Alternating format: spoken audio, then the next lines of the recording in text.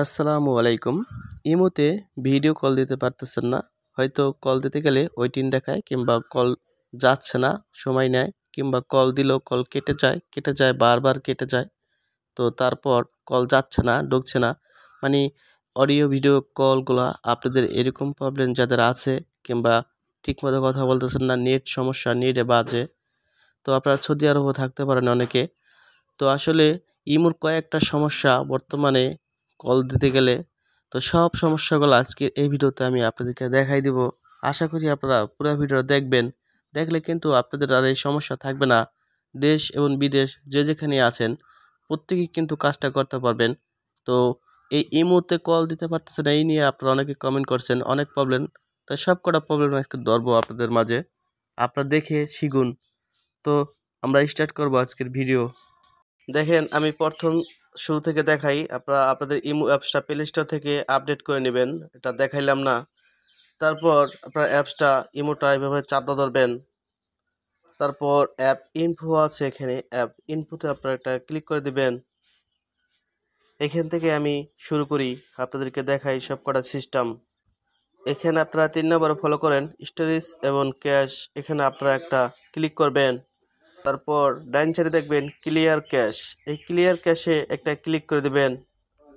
Clear ক্যাশে যখন click করবেন তখন আপনার ইমোটা কিছুটা হালকা হয়ে যাবে, যে নেট যে প্রবলেমটা দিত কিছুটা হালকা হয়ে যাবে। এখান থেকে একটু ব্যাগে যাবেন। তারপর এই পারমিশন নামে যে অপশনটা আছে 2 নম্বরে, এই পারমিশনে একটা ক্লিক করবেন। আপনারা দেখবেন নট অ্যালাউড, এর নিচে কোন কোন অপশন আসলে অ্যালাউ করা বাকি আছে ওই অপশনগুলো অ্যালাউ করে দিবেন। এখানে ক্লিক করলে আপনারা এইভাবে সব প্রত্যেকটা অপশন দেখে দেখে অ্যালাউ করে দিবেন। অডিও ভিডিও কলের ফাংশন, তাছাড়া যে কটা ফাংশন আছে নট অ্যালাউ থাকবে এই নিচে দেখতে পারবেন, সবে আপনারা অ্যালাউ করে দিবেন। তাহলে এই সমস্যাটা আর হবে না। এখন আমি আপনাদেরকে যে কাজটা দেখাবো এটি করলে অবশ্য আপনাদের আর কোনো প্রবলেম হবে না। ইমোতে ক্লিক করার পরে ইমোর প্রোফাইলে একটা ক্লিক করবেন। তারপর হলো আপনার সেটিং অপশনে ক্লিক করবেন। এখানে আসার পর আপনারা দেখবেন স্টোরেজ এবং ডাটা, এই ডাটাতে আপনারা একটা ক্লিক করবেন। সবার নিচে দেখবেন ক্লিয়ার চ্যাট হিস্টোরি, এই ক্লিয়ার চ্যাট হিস্টোরিতে একটা ক্লিক করবেন। এই ডিলিট অপশনে একটা ক্লিক করবেন। তো এখান থেকে আপনার ব্যাগে যেয়ে দেখবেন আপনার ইমোতে কে কোথায় আছিল এখন আর পাবেন না, এরকম সাদা হয়ে থাকবে। ভয়ের কিছু নাই, আপনারা এই মাথা আইকনে ক্লিক করবেন। এখন আপনার ইমোটা একেবারে হালকা হয়ে যাবে।